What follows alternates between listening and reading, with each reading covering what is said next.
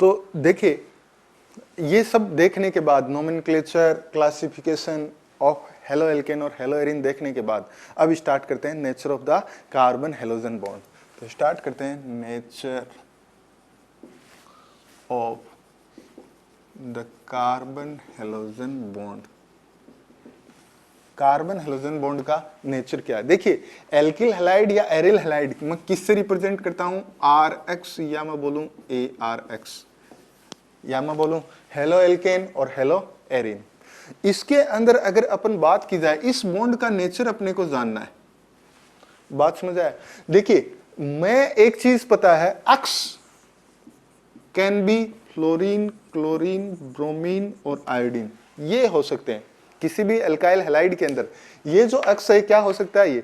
और periodic table के अंदर अपने को ये भी पता है कि fluorine is the one of the most electronegative atom. Fluorine की इलेक्ट्रोनेगेटिविटी की अगर बात की जाए, फ्लोरीन की इलेक्ट्रोनेगेटिविटी कितनी होती है? 4.0, सबसे ज्यादा इलेक्ट्रोनेगेटिव एटम, मोस्ट इलेक्ट्रोनेगेटिव। उसके बाद क्लोरीन, क्लोरीन के अराउंड कितनी होती है?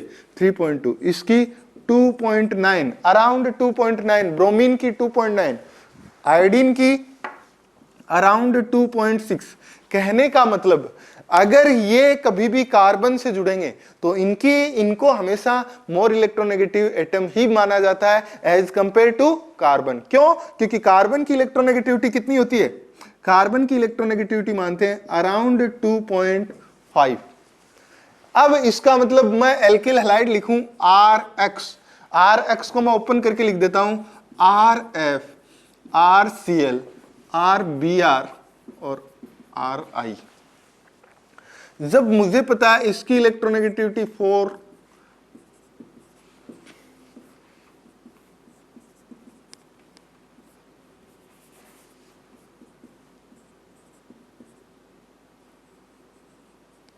अराउंड 2.6।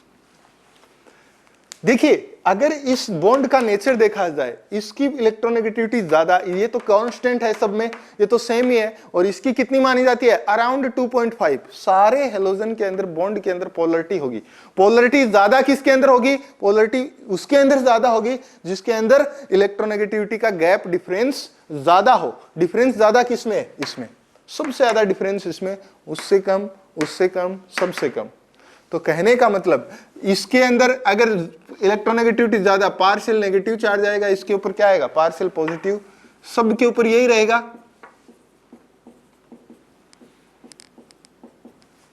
आया बात समझ में? अगर इधर से इधर जाता हूं तो मेरे को पता लग गया पोलैरिटी क्या होगी? डिक्रीजेस।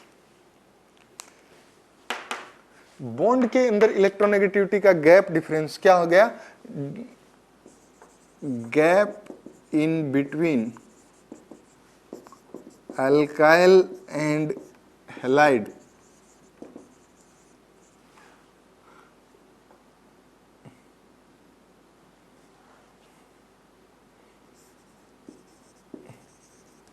Gives polarity. ये बात याद रखना। अब एक चीज और, जब मैंने आपको एक बहुत पहले चीज बताई थी, ये जो बॉन्ड बना है, ये बॉन्ड बना है, ये बॉन्ड बना है, ये बॉन्ड बना है, इन बॉन्ड्स का नेचर क्या है? इस बॉन्ड के अंदर कौन सी ओवरलैपिंग से बॉन्ड बना है? देखिए, मैं इस अल्काइल ग्रुप को ये मानूं, इस R का, इस कार्बन का हाइब्रिडाइजेशन sp3 है। अगर इसका sp3 है तो इसका एक s और 3 p ऑर्बिटल 2 वाले काम आएंगे। सेकंड सेल के अंदर प्रेजेंट सबसेल्स या सेकंड सेल के अंदर प्रेजेंट ऑर्बिटल्स s और p सेकंड का, और इसका भी फ्लोरीन के अंदर भी सेकंड के p 2p के ही काम आते हैं बॉन्डिंग के अंदर, ओवरलैपिंग के अंदर इसका। तो कहने का मतलब 2 और 2 ऑर्बिटल्स के बीच में ओवरलैपिंग। इसके अंदर 3 सेल के अंदर प्रेजेंट ऑर्बिटल्स p 2 के साथ 2 और 3 के बीच में, 2 और 4 के बीच में, 2 और 5 के बीच में। और मैंने आपको बहुत पहले बताया था, इफिशिएंट ओवरलैपिंग हमेशा सेम साइज के ऑर्बिटल्स में अच्छी होती है, या मैं बोलूं छोटे साइज के ऑर्बिटल्स में ओवरलैपिंग हमेशा क्या होती है? अच्छी होती है। अगर एक कोई बड़ा ले ले और एक कोई छोटा ले ले, क्या उसके अंदर इफिशिएंट ओवरलैपिंग होती है? नहीं। बॉन्ड उतना मजबूत नहीं बनता। बॉन्ड मजबूत नहीं बनता तो बॉन्ड को क्या बोलते हैं? बॉन्ड के अंदर बॉन्ड लेंथ उतनी ही ज्यादा होती है। बॉन्ड लेंथ बढ़ने का मतलब है बॉन्ड स्ट्रांग नहीं है। तो देखिए दो चीजें मैंने बताई थी आपको बहुत पहले, रिलेशन होता है एक कि किसी भी मॉलिक्यूल के अंदर बॉन्ड लेंथ जब बढ़ेगी, bond length is inversely proportional to bond strength.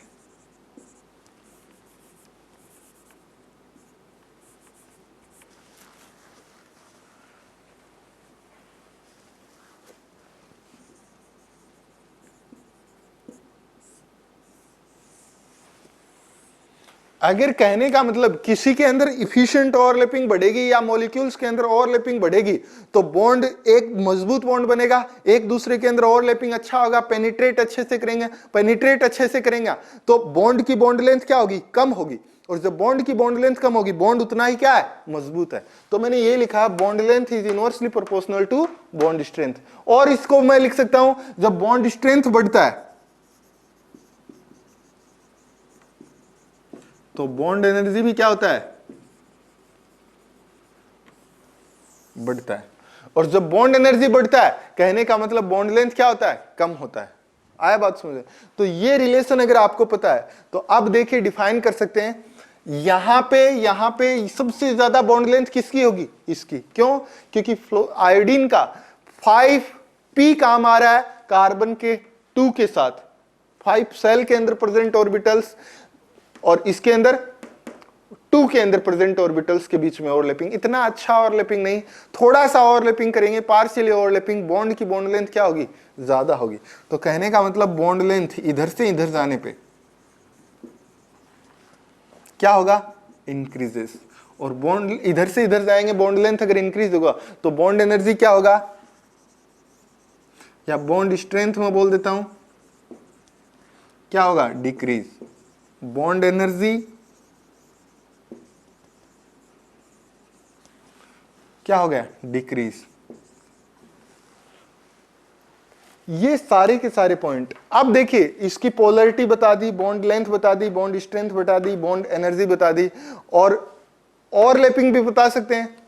Overlapping in carbon halogen decreases. कुछ भी आपको पूरी अंदर की बात पता होनी चाहिए। अगर ये दे दिया आपको बॉन्ड के अंदर पोलैरिटी क्या होगी, अक्स के ऊपर हमेशा हैलाइड के ऊपर पार्शियल नेगेटिव चार्ज रहेगा और कार्बन के ऊपर पार्शियली पॉजिटिव चार्ज रहेगा। ये हुआ नेचर ऑफ द बॉन्ड। आया बात सुन?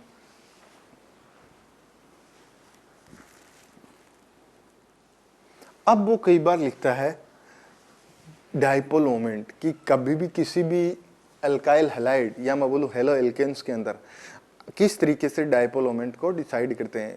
तो डाइपोल मोमेंट डिसाइड करने के लिए अपने को देखना है इलेक्ट्रोनेगेटिविटी का gap. Dipole moment mu equal to क्या होता है, E इंटू डी।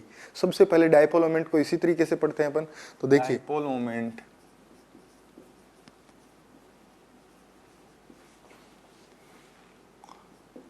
इन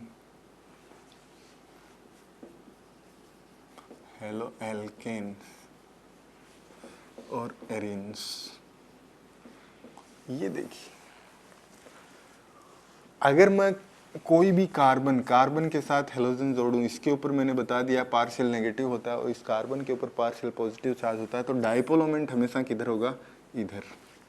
मॉलिक्यूल के अंदर इलेक्ट्रॉन का किस तरफ मूवमेंट होगा, डाइपोल उसी को बोलते हैं कि इलेक्ट्रॉन्स का मूवमेंट किधर होगा, पॉजिटिव से नेगेटिव की तरफ। डाइपोल को किस से रिप्रेजेंट करते हैं, कौन से साइन से रिप्रेजेंट करते हैं, इससे ऐसे ही तो करते हैं, एरो से, एक ऐसा एरो और उसके पीछे कट का साइन, ये डाइपोल का साइन होता है। और डाइपोल को किससे रिप्रेजेंट किया जाता है, डाइपोल मोमेंट को म्यू से। और अपन ये भी बताते हैं कि म्यू इक्वल टू क्या होता है, E इंटू डी, और डी क्या होता है, डिस्टेंस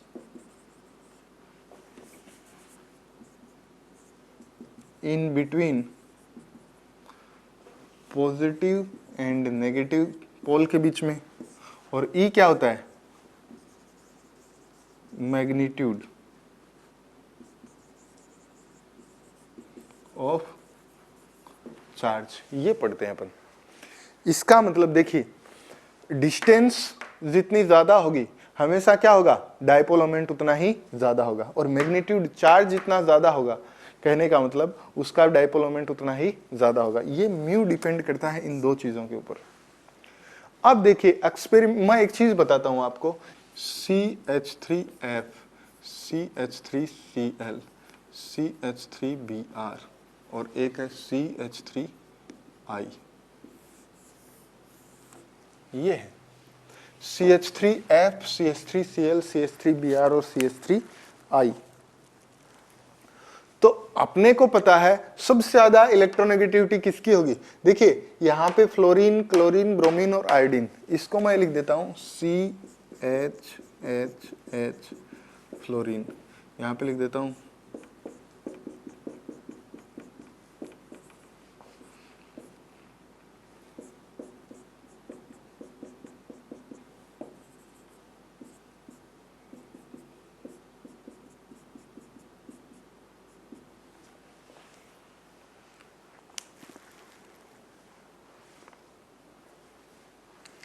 अब देखिए मैं अगर इन मॉलिक्यूल्स की बात करूं, सबसे अगर मैं इलेक्ट्रोनेगेटिविटी को देखूं तो इलेक्ट्रोनेगेटिविटी सबसे ज्यादा किसकी है, इसकी, मतलब इसके ऊपर बहुत ज्यादा नेगेटिव चार्ज होगा और उसके ऊपर पॉजिटिव चार्ज, और ये भी इलेक्ट्रॉन दे ही रहे हैं।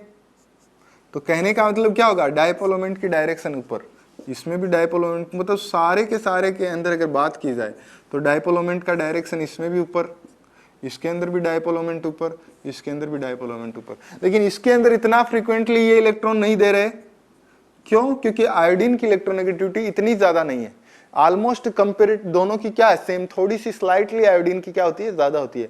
तो लेने की टेंडेंसी किसकी ज्यादा है, इसकी। मतलब थ्योरेटिकल जो डायपोल मोमेंट का ऑर्डर है वो क्या होना चाहिए,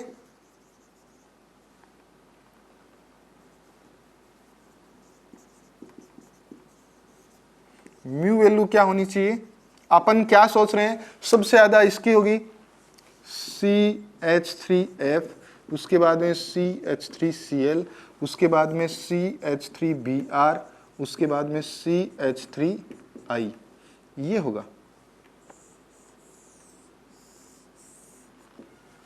ये थ्योरेटिकल वैल्यू है, लेकिन थ्योरेटिकल ये वैल्यू एक्सपेरिमेंट वैल्यू से मैच नहीं करती। एक्सपेरिमेंटल जब देखा गया तो उसके अंदर क्या था, डायपोल मोमेंट, तो ये बात हमेशा याद रखेंगे, एक्सपेरिमेंटल, और मैं बोलूं इसको ऑब्जर्व्ड, ऑब्जर्व्ड म्यू क्या हो जाएगा, यहां पे चेंजमेंट है, CH3Cl is greater than CH3F, उसके बाद में तो वही CH3Br और सबसे कम CH3I। ये बात याद रखेंगे हमेशा।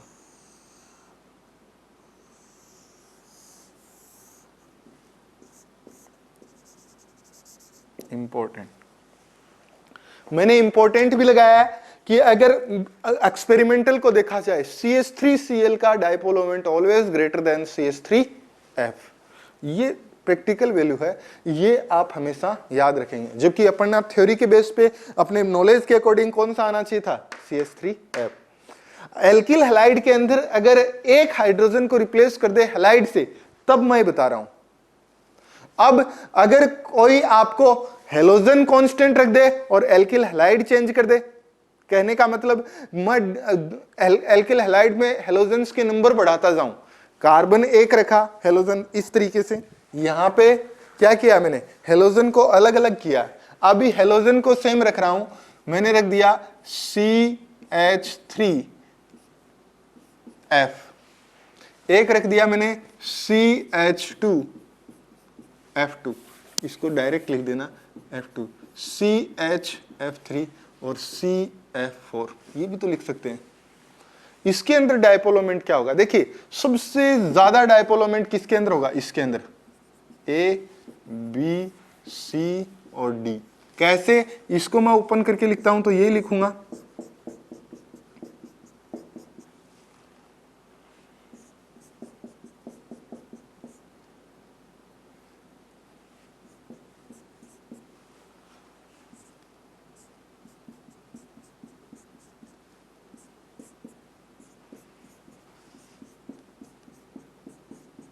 ये इसके अंदर डायपोल मोमेंट क्या होगा, इस साइड ये हाइड्रोजन इलेक्ट्रॉन्स दे रहे हैं, इधर भी हाइड्रोजन इलेक्ट्रॉन रिलीज कर रहे हैं, और ये फ्लोरीन इधर ले रहा है, फ्लोरीन इधर ले, मतलब इसमें डायपोल मोमेंट इधर होगा और कम होगा। इसमें तो एक ही डायरेक्शन में, इसमें थोड़ा इधर थोड़ा इधर, रिजल्टेंट डायपोल मोमेंट क्या होगा बीच में, इसमें रिजल्टेंट डायपोल मोमेंट क्या होगा, और इसमें और भी कम होगा, एक देने को और 3 इधर इधर लेने को है। और ये तो आपस में दूरी पे भी ज्यादा है, तो एक दूसरे को क्या करेंगे, कम भी करेंगे, कैंसिल आउट भी करेंगे रिजल्टेंट डायपोल मोमेंट, तो इसमें और भी कम। और इसमें तो चारों ही, ये इधर ले रहा है, ये इधर ले रहा है, ये इधर ले रहा है, ये इधर, इसके अंदर तो म्यू क्या हो जाएगा, मैं 0 ही बोल देता हूं, रिजल्टेंट डायपोल मोमेंट 0।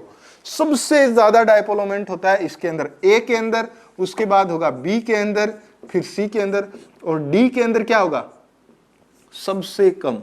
तो मैंने यही लिखा है। डी के अंदर तो मैं 0 ही बोल देता हूं, क्यों, क्योंकि कोई भी, याद रखिए, जब कोई भी टेट्राहाइड्रल हो, टेट्राहाइड्रल के चारों तरफ अगर सेम एटम जुड़ा हुआ हो, टेट्राहाइड्रल मतलब रेगुलर शेप में हो और उसके चारों तरफ सराउंडिंग एटम्स का नेचर सेम हो, सेम एटम जुड़ा होगा, dipole moment will always be 0।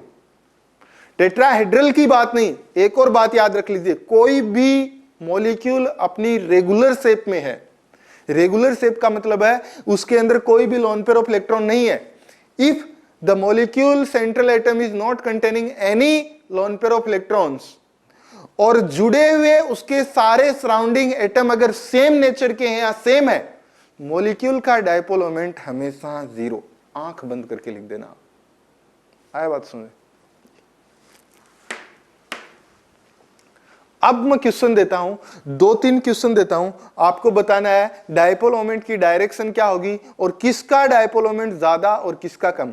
देखिए, आपसे कैलकुलेशन नहीं करवाएगा वो कि डायपोल मोमेंट किसका कितना है, कितना डायपोल मोमेंट हुआ, कैलकुलेट नहीं करवाएगा, आपको कंपैरेटिवली पूछेगा किसका ज्यादा किसका कम, डायपोल मोमेंट की डायरेक्शन क्या होगी, ये ऐसा क्वेश्चन आएगा।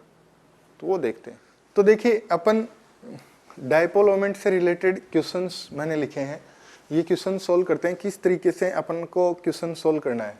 अगर आपके पास सपोज क्वेश्चन आ गया, क्वेश्चन लिखा हुआ है assign the orientation to the 3 nitro chloronitrobenzene with dipole moment is given 2.5, 3.4 and 4.3 debye. देखिए, डायपोल मोमेंट की यूनिट होती है debye, unit of dipole moment.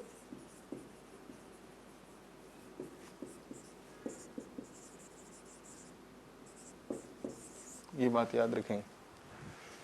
अब आपको इनका ओरिएंटेशन पूछा गया है कि डायपोल मोमेंट का ओरिएंटेशन किस साइड होगा, और करस्पॉन्डिंग जो लिखे गए डायपोल मोमेंट है कौन सी स्ट्रक्चर से बिलोंग करते हैं, आपको ये बताना है।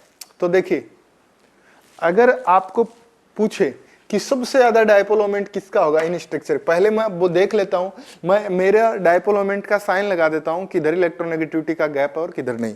मुझे पता है क्लोरीन की इलेक्ट्रोनेगेटिविटी ज्यादा होती है कार्बन से, इसका मतलब इन 2 एटम्स के बीच में डायपोल मोमेंट इधर होगा, इसके अंदर नाइट्रोजन और इसके बीच में डायपोल मोमेंट किधर होगा, इधर होगा, इसके अंदर डायपोल मोमेंट इधर, इसके अंदर डायपोल मोमेंट इधर, इसके अंदर डायपोल मोमेंट ऊपर की तरफ, इसके अंदर डायपोल मोमेंट नीचे की तरफ। सबसे कम डायपोल मोमेंट तो इसमें होगा, ये पता लग रहा है। क्यों? डायरेक्शन मैंने, ओरिएंटेशन मैंने बताया, इसमें ऊपर इसमें नीचे। रिजल्टेंट डायपोल मोमेंट क्या होगा, कैंसिल आउट होगा, काफी हद तक थोड़ा बहुत बचेगा। इसके अंदर resultant dipole moment cancel out होगा, लेकिन इतना नहीं, मतलब कहां से निकल जाएगा डायपोल मोमेंट, इस बीच में से रिजल्टेंट डायपोल मोमेंट क्या होगा, ये इसके अंदर रिजल्टेंट डायपोल मोमेंट ये। सबसे ज्यादा डायपोल मोमेंट की अगर बात की जाए, सबसे ज्यादा डायपोल मोमेंट किसमें होगा, इसमें। और डायपोल मोमेंट की डायरेक्शन क्या होगी, carbon to nitrogen, carbon to chlorine. तो जो 4.3 दे रखा है वो कौन सी स्ट्रक्चर से बिलोंग करता है, इससे 3.4 डेबाई और 2.5 डेबाई, इस तरीके से। आया बात सुन।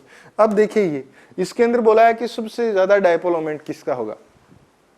मैंने आपको परसेंटेज एस करेक्टर का कंसेप्ट बता रखा है, किसी भी कार्बन की परसेंटेज एस करेक्टर बढ़ने से उसकी इलेक्ट्रोनेगेटिविटी बढ़ती है।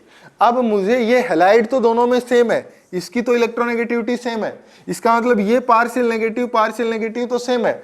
ये कार्बन कितना एफिशिएंटली इसको इलेक्ट्रॉन दे रहा है, ये कार्बन ज्यादा इलेक्ट्रॉन देगा या ये देगा। क्यों?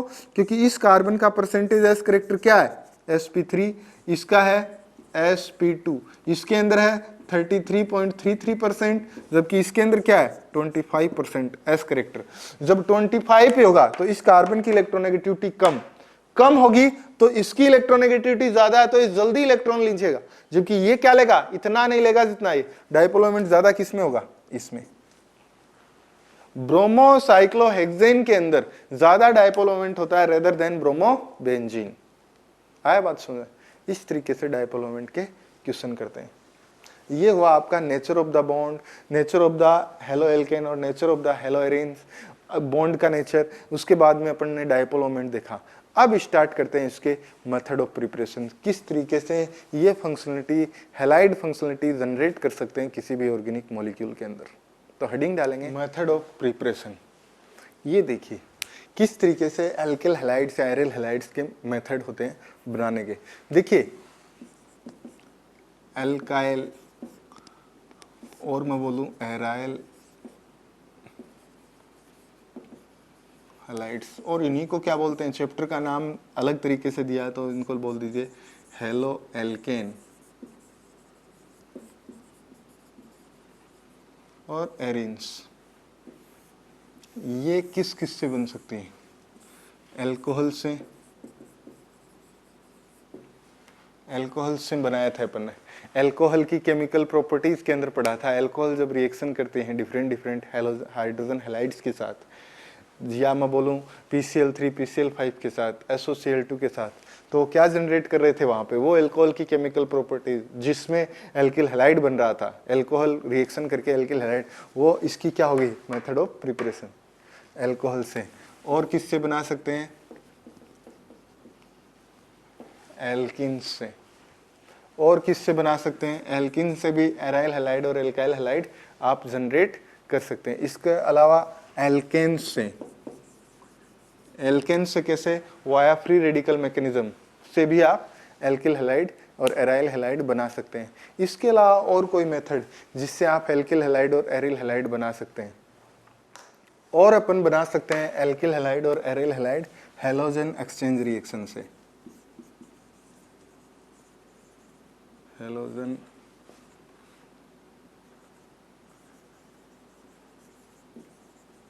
एक्सचेंज रिएक्शन से। अगर कोई एल्किल हैलाइड ऑलरेडी आपके पास है तो उसको दूसरा एल्किल हैलाइड एक्सचेंज कर सकते हैं हैलाइड्स का। ये कुछ मेथड्स हैं जिसके द्वारा अपन ये फंक्शनलिटी जनरेट कर सकते हैं। तो देखिए सबसे पहले अपन पढ़ेंगे एल्केन से। एल्केन से किस तरीके से एल्किल हैलाइड जनरेट करते हैं। मैंने आपको हाइड्रोकार्बन के अंदर बताया था, जब भी एल्केन की रिएक्शन किसी भी हेलोजन के साथ करवाई जाती है, it produce that halo alkane in presence of sunlight, in presence of photochemical condition, in presence of high temperature. बहुत ज्यादा टेम्परेचर देने से एल्केन्स के अंदर कार्बन और हाइड्रोजन के बीच में प्रेजेंट बॉन्ड होमोलाइटिक मैनर में क्लीव होता है, और जो ही होमोलाइटिक मैनर में क्लीव होता है, इधर से हेलोजन के बीच का बॉन्ड भी होमोलाइटिक मैनर में क्लीव होता है, और दोनों हेलोजन रेडिकल और कार्बन रेडिकल के बीच में बॉन्ड फ्यूज हो जाता है और निकल जाता है हाइड्रोजन हैलाइड। तो सबसे पहले हेडिंग डालिए from alkenes, method of preparation of alkyl halide from alkenes, method of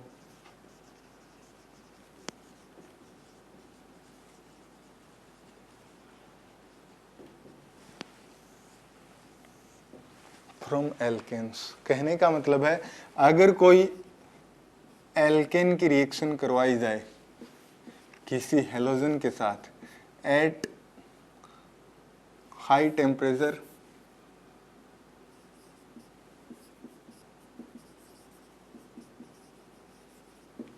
और अंडर फोटोकेमिकल कंडीशन और gives Rx and release that HX, और ये क्या हुआ, एल्काइल हैलाइड्स। यही तो हुआ मेथड ऑफ प्रिपरेशन, किस तरीके से फ्रॉम एल्केन से एल्किल हैलाइड बन रहा है। ये सेम रिएक्शन अपनी हाइड्रोकार्बन में पड़ी है। देखिए ये जब भी रिएक्शन पढ़ेंगे तो इसका मैकेनिज्म कैसे करते हैं। तो मैकेनिज्म के लिए क्या करते हैं, मैकेनिज्म के लिए जब भी कभी एल्केन को ट्रीट करवाया जाता है X2 के साथ, तो ये तो देता है Rx और रिलीज करता है HX। सबसे पहले क्या होता है, X2 को मैं ये लिख सकता हूँ, X बॉन्ड X लिख सकता हूँ, और ये क्या करता है, हाई टेम्परेचर के ऊपर, हीटिंग कंडीशन के ऊपर होमोलाइटिक बॉन्ड मैनर में बॉन्ड को क्लीव करता है। और जब होमोलाइटिक मैनर में बॉन्ड को क्लीव करता है तो क्या बनाता है, 2x रेडिकल, और इधर से RH को मैं लिख रहा हूं RH, और इसके अंदर भी क्या होता है, देखिए ये बॉन्ड इन जनरल क्या होते हैं, एल्केन्स अनरिएक्टिव होते हैं, रिएक्टिव ज्यादा नहीं होते। क्यों रिएक्टिव ज्यादा नहीं होते, क्योंकि इनके अंदर कोई फंक्शनल ग्रुप प्रेजेंट नहीं है। फंक्शनल ग्रुप प्रेजेंट होता है तो मॉलिक्यूल क्या होता है, रिएक्टिव होता है, which makes the molecule functional. Functional group का तो काम ही होता है। अब इसके अंदर कोई फंक्शनल ग्रुप प्रेजेंट नहीं है एल्केन के अंदर, तो ये क्या होता है, इनरिएक्टिव होता है। लेकिन हाई टेम्परेचर पे या फोटोकेमिकल कंडीशन के ऊपर हाइड्रोकार्बन के अंदर भी क्या होता है, कार्बन और हाइड्रोजन के बीच में बना हुआ बॉन्ड होमोलाइटिक मैनर में बॉन्ड टूट जाता है। देखिए दो तरीके से बॉन्ड फ्यूजन होता है, एक होमोलाइटिक और एक हेट्रोलाइटिक। जब इलेक्ट्रोनेगेटिविटी का गैप होता है और सिंपल एसिड बेस के अंदर रिएक्शन होता है या कोई बहुत ज्यादा हीटिंग की जरूरत नहीं होता, तब मॉलिक्यूल के अंदर क्या होता है, हेट्रोलाइटिक बॉन्ड क्लीवेज। लेकिन जब बॉन्ड के अंदर पोलरिटी नहीं है इतनी, यहां पे पोलरिटी बहुत कम है, कार्बन और हाइड्रोजन के बीच में प्रेजेंट इलेक्ट्रोनेगेटिविटी का गैप क्या है, कम है, तो हीटिंग के ऊपर या फोटोकेमिकल कंडीशन के ऊपर जब हाइड्रोकार्बन को हीट किया जाता है, this bond cleave in homolytic fashion, और जब ये होमोलाइटिक फैशन में टूट जाता है तो रिलीज करता है R रेडिकल। और H रेडिकल को मैं दिखाता नहीं, कभी भी H रेडिकल की हाफ लाइफ नहीं होती, H रेडिकल की स्टेबिलिटी बहुत ही कम होती है। और जब H रेडिकल की स्टेबिलिटी बहुत कम होती है, ये तुरंत जुड़े बने हुए हेलोजन के हेलोजन रेडिकल के ऊपर तुरंत जुड़ जाता है। मतलब जनरेट क्या करता है, ये इसका एक X रेडिकल और X रेडिकल के साथ ये H रेडिकल तुरंत क्या बना लेते हैं, बॉन्ड बना लेते हैं। इसको ऐसा लिख देना, तो ये क्या बना लिया, ये तीनों मिलके क्या बना लिया, HX, और रिलीज किया X रेडिकल, और ये X रेडिकल और इस R के साथ, कहने का मतलब वो R रेडिकल और X रेडिकल बना लिया RX। ये H मैंने दिखाई दिया है, H रेडिकल और R रेडिकल। H रेडिकल इस X2 के साथ मिल जाता है तुरंत, और यहां पे लिख लेना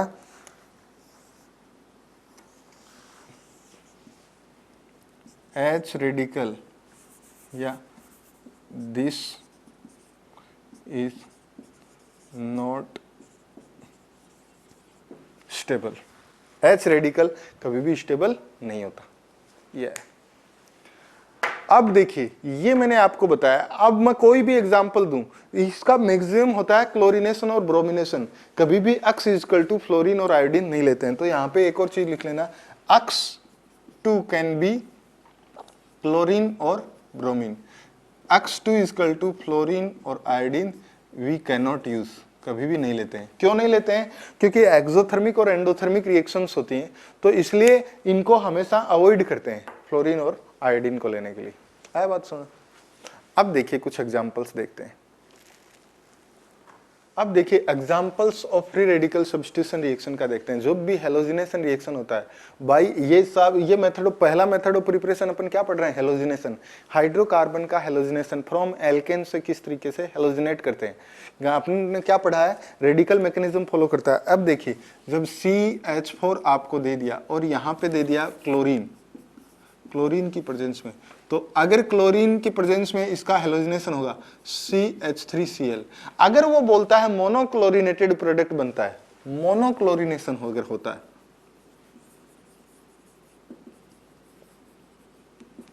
या वो अगर कुछ भी नहीं लिखे और इसको एक्सिस अमाउंट में लिख दे, तो आप क्या करेंगे, सारे के सारे hydrogen will be replaced by the chlorine. ये बात समझ आता है, अंडर फोटोकेमिकल कंडीशन। इसी तरीके से ये अगर वो बोल दे डायोक्लोरिनेशन होता है अंडर फोटोकेमिकल कंडीशन,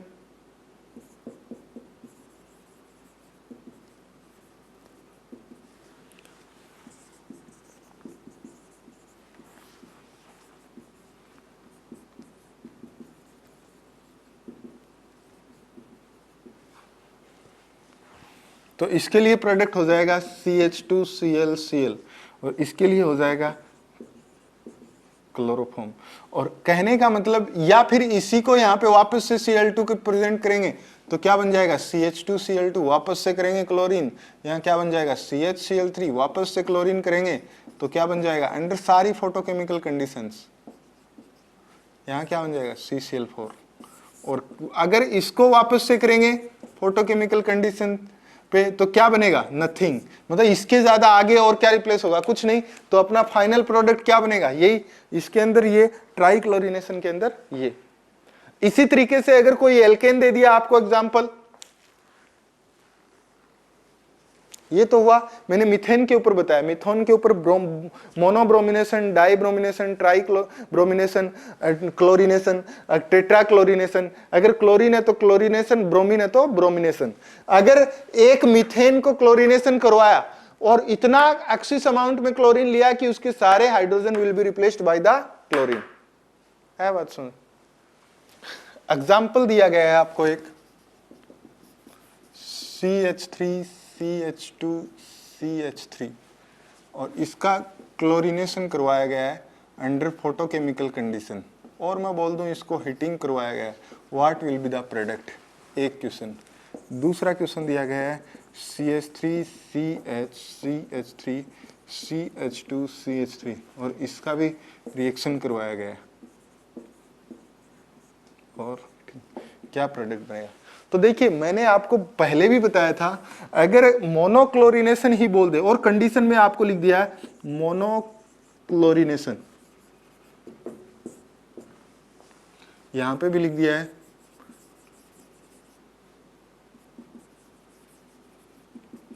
मोनोक्लोरिनेशन। जब मोनोक्लोरिनेशन होगा तो इसके अंदर 3 प्रोडक्ट बनते हैं, CH3 CHCl CH3 दो ही प्रोडक्ट बनते हैं CH2Cl2। और इसके अंदर कितने प्रोडक्ट बनते हैं 1 2 3 4 5। इसके अंदर CH3 CH2Cl एक, CH3 Cl CH3 CH2 CH3 दो प्रोडक्ट। तीसरा प्रोडक्ट आ गया CH3 CH3 H CHCl CH3 तीन प्रोडक्ट। और एक और आ गया, मैंने यहीं पे इसका आगे लिख दिया CH3 CH CH3 CH CH2Cl। ये कितने प्रोडक्ट हो गए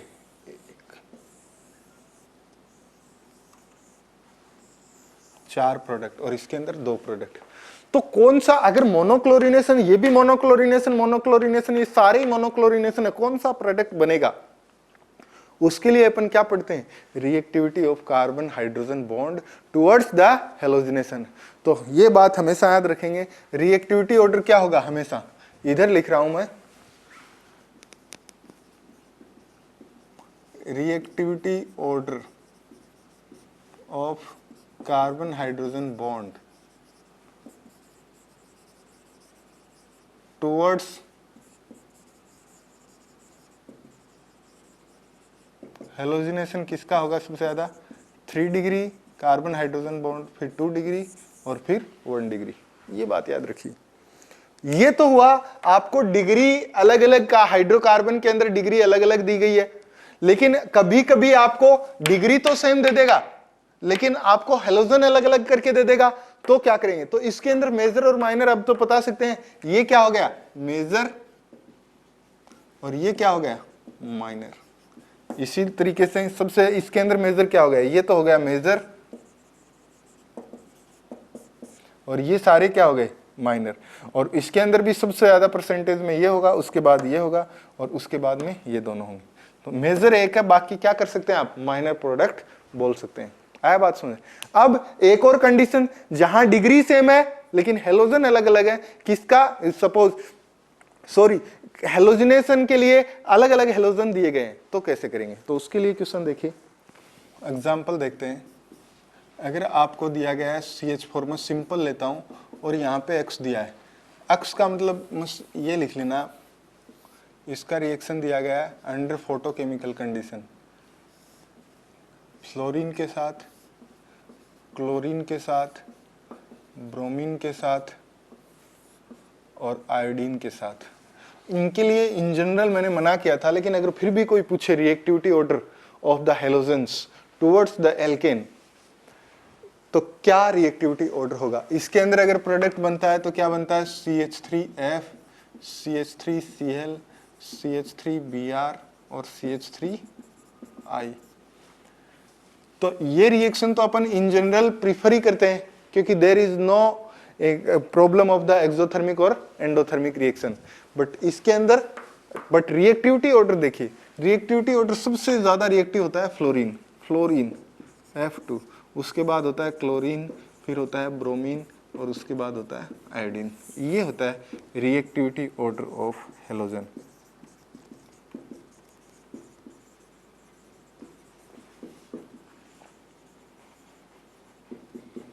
टुवर्ड्स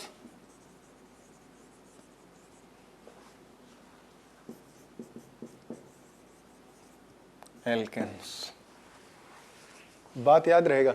तो सबसे ज्यादा रिएक्टिव कौन हो गया? ये, उसके बाद ये और ये। इसका मतलब ये ज्यादा रिएक्टिव होगा, तो इसके केस में होता है एक्सोथर्मिक रिएक्शन, बहुत ज्यादा हीट निकलता है। जब हीट ज्यादा निकलता है तो लेबोरेटरी के अंदर ये रिएक्शन कंट्रोल नहीं होता, इसलिए इसको नहीं किया जाता है। और ये रिएक्शन इतना स्लो होता है कि उसमें बहुत ही टाइम लग जाता है। टाइम लगने का मतलब बहुत ज्यादा एनर्जी प्रोवाइड करनी पड़ती है, रिएक्शन होता ही नहीं। तो इस रिएक्शन को भी क्या किया जाता है? अवॉइड किया जाता है, रिएक्टिव ही नहीं होता है बस। तो ये दो रिएक्शन फेवरेबल होती हैं। अब अपन नेक्स्ट क्लास में देखेंगे कि अगर हेलोजिनेशन होता है एल्केन का तो कितने टोटल नंबर ऑफ प्रोडक्ट्स देते हैं और इन प्रोडक्ट्स को कैसे कैसे आइसोलेट कर सकते हैं। देखिए, बनने वाले सारे प्रोडक्ट स्ट्रक्चरल आइसोमर्स तो हैं ही हैं, क्या उनके अंदर स्टीरियो आइसोमर्स भी बनते हैं? कितने बनते हैं? किन किन को अपन एक दूसरे से आइसोलेट कर सकते हैं? कैसे? मेथड ऑफ प्रिपरेशन के अंदर अगर बना रहे हैं तो उनको आइसोलेट प्यूरिफिकेशन टेक्निक्स भी होती हैं, लेबोरेटरी के अंदर कैसे निकाला जाता है उनको, ये सब चीजें देखेंगे अपन। तो ये पढ़ेंगे अपन सारी के सारे नेक्स्ट क्लास के अंदर। Okay, thank you very much.